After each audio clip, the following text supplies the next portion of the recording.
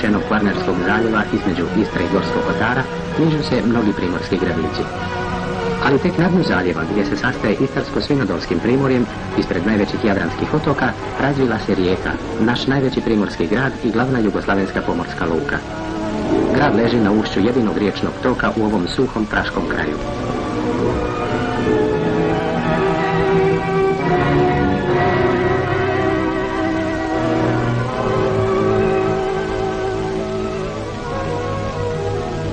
Putnik koji brodom ulazi u ovu veliku luku uzalud traži neko veliko riječno ušće. Nižu se pristaništa, gatovi, skladišta i uz njih privezani brodovi ove velike u dužinu protegnute luke koja, izgrađena na podnožju niske, ali ravne i strme obalske padine, zakriva pogled na grad.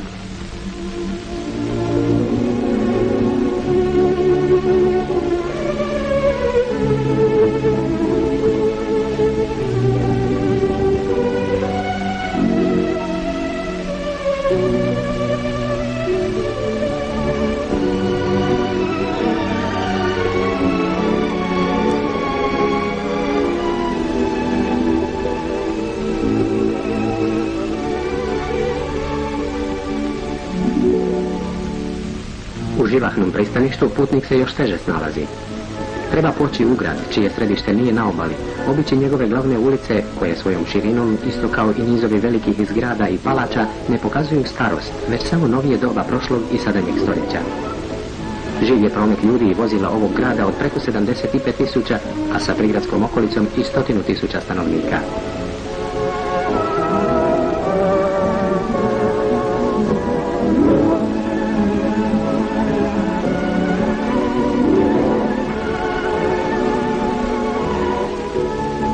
Slijedeći strme ulice, putnik stiže na vrh obalske padine i tek sada primjećuje rijeku i most preko nje. Još dalje otvara mu se prava slika položaja ovog velikog grada i luke, kao i neznatno značenje plitke riječine i njenog ušća.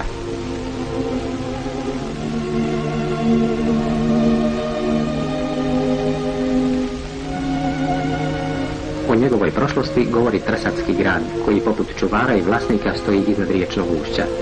Od rimske Tarsatike ostao je hrvatski Trsat, Frankopana i kasnijih carskih kapetana, dok je u njegovom podnožju živio i trgovao mali gradić skromnih trgovaca i brodara.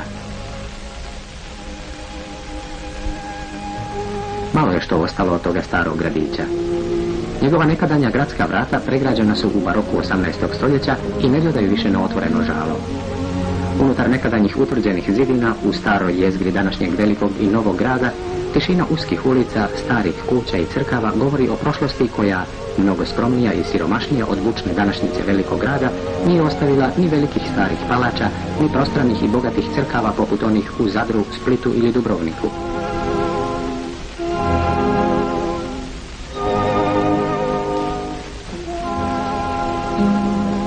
Godina nakon Trsta, godine 1874. željezničke pruge spajaju rijeku sa zaleđem.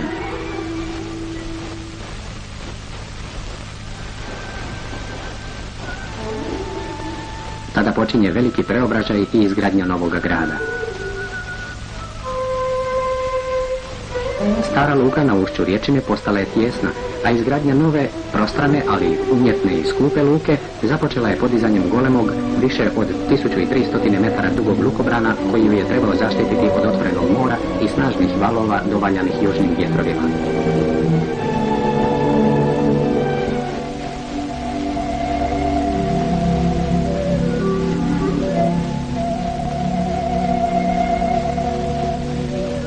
Tek u njegovoj zaštiti mogli su nastati brojni gatovi i pristaništa na ravnoj, umjetno nasutoj i obzidanoj obali bivšeg šljunkovitog žala. Lukobran, gatove, dizalice i pristanište povezali su željeznički kolosijeci.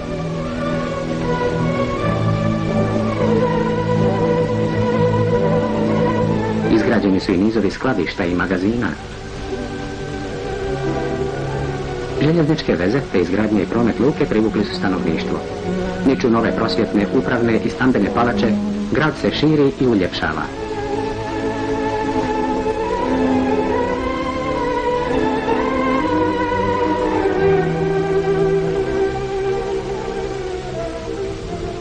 Tragična je bila granica Rapalskog ugovora. Prekinula je bujan lučki promet, cijepala naš narodni teritorij te živi i jedinstveni grad.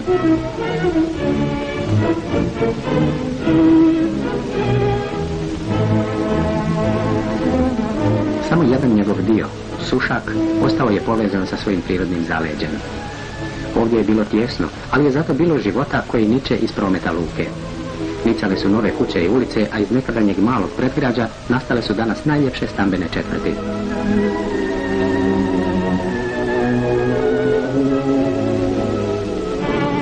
Najveći i posljednji udarac htio je gradu nanijeti okupator. Znao je važnost riječke luke i zato je želio uništiti je prije vlastite propasti. Srušena je obala i lukobrani, dizalice polomljene, magazini razbijeni. Poslije oslobođenja nijedan veći brod nije mogao pristati u riječkoj luci, ali s obnovom se nije oklijevalo. Već 4 godine kasnije prošlo je kroz rijeku 2 milijuna tona različite robe, što je više od najboljih predratnih godina.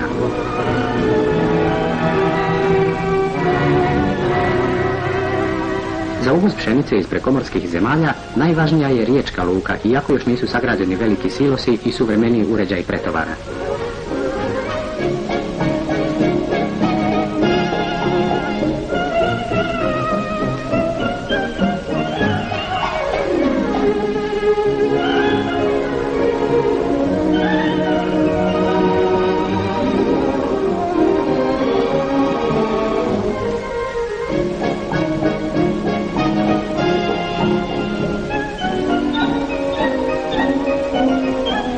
Brodske, a još veće i mnogobrojnije obalske dizalice imaju najveće značenje za rad u luci. One prebacuju i pretovaruju mnogobrojne mašine i različitu industrijsku opremu koje se uvoze za potrebe naše zemlje i njene izgradnje.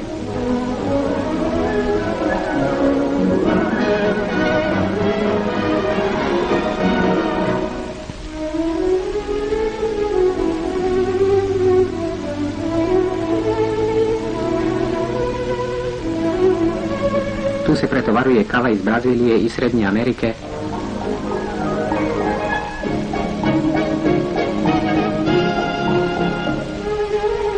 pamuk i vuna za tekstilne tvornice širom Jugoslavije,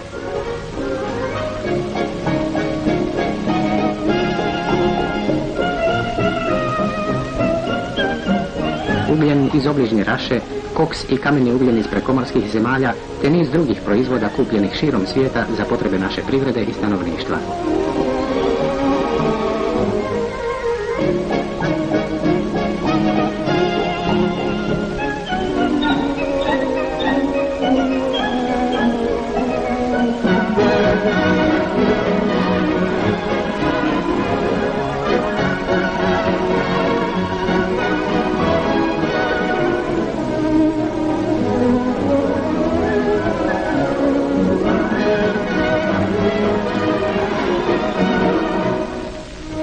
U zamjenu za sve to, na rijeku stižu svakodnevno dugački vlakovi natovareni drvenom građom, prerađenom u domaćim pilanama i tvornicama,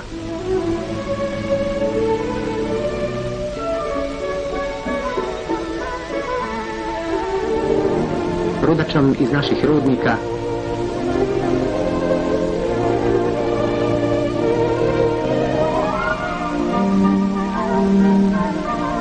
vinom, kukuruzom iz plodnih panonskih krajeva, kao i raznovrsnom drugom robom i industrijskim proizvodima koji preko rijeke nalaze svoj put na široko svjetsko tržište.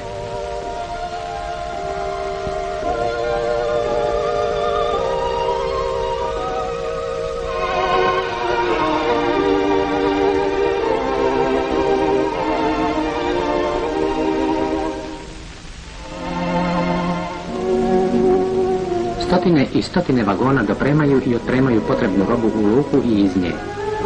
Da se natovari samo jedan srednji prekooceanski brod, potrebno je oko 50 dugih teretnih vlakova s mnogobrojnim vagonima, čiji natpisi govore o prevaljenim daljinama. Za 5 poslijeratnih godina, od 1948. do 1953. svim željezničkim prugama prešlo je naše granice ukupno 10,5 milijuna tona razne robe.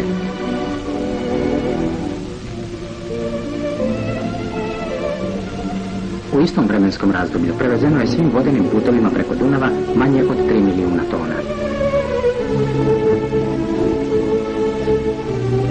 Kroz samu rijeku ušlo je i izišlo u istom vremenu više od 8 milijuna tona robe, dok je kroz sve ostale naše pomorske luke prošlo oko 7 milijuna tona.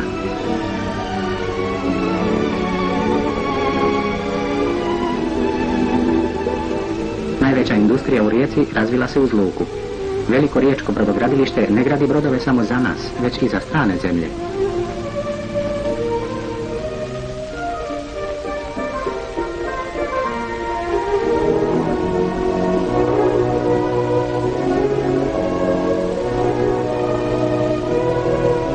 Nedaleko od brodogradilišta, uvoz nafte pogoduje sve većem razvoju kemijske industrije s glavnom našom rafinerijom.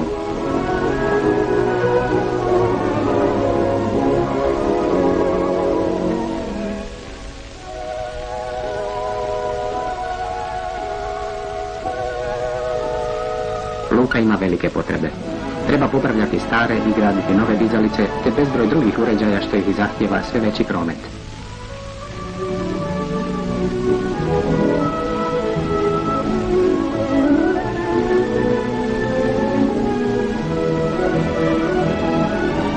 Naša najveća luka ima sve uvjete za daljnji razvoj.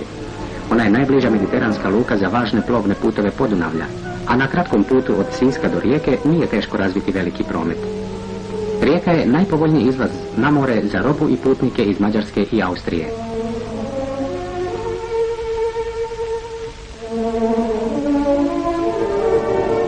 U Rijeci je glavno središte jugoslavenskog pomorstva, odakle se svjetskim pomorskim putovima razilazi mreža brojnih pravaca linijske plovidbe koju redovno održavaju naši brodovi.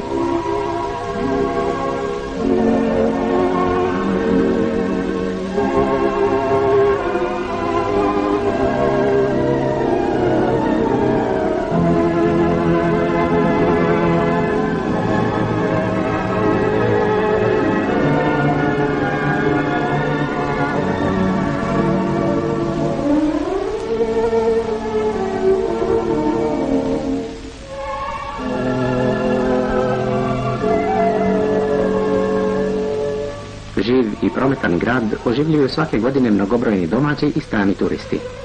To je za sada jedina naša luka koju sa zaleđem i okolicom spajaju moderne ceste.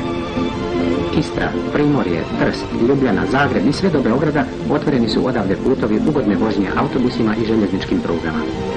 Njima kreće ljeti svakodnevno velik broj turista na Rijeku.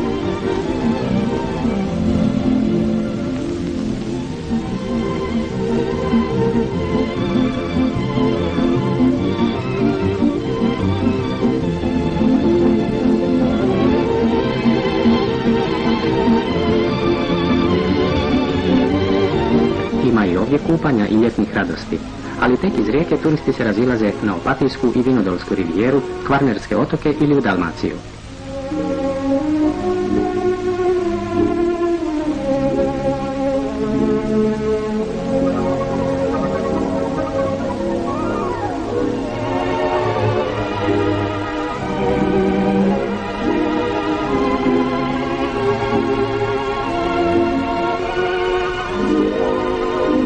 Lijepi putnički brodovi još više oživljuju i ispunjuju riječku luku.